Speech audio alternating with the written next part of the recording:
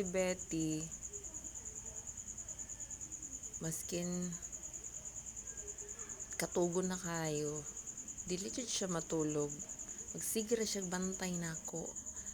Baka sakaling naay pagkaon. Grabe kasi ruk ni ito yan eh.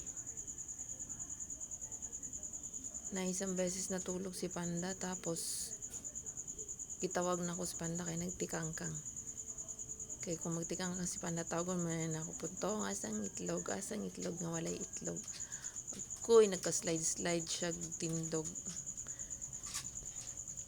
Nagdali-dali adto sa pwesto ni Panda. O karon masikatugon na kay siya, di niya ibutang yung ulo.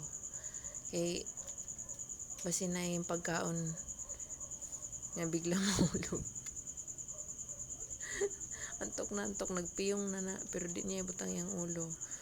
Kanang iyang mata sara bukas. Ambot na lang ni ito yan eh. Graduate na unta ako sa akong pagka high blood. Ay nako na lang, saon na lang ni. Pero bintaha na lang ni kaysa atong anak ni Mami Doggy nga si Joya. Mamatay ko sayo, ma-heart attack ko. Siya mild version ra siya. Kay mabuhian man siya, katudi na mabuhian ako sa una dire. Kay ipang tumba niya tanang mga gamit nga naaras mga daplin. Kani siya dili ra. Magbaras-baras ra siya dito sa gilid sa balay. Nya og basa kay nanlaba ko. Di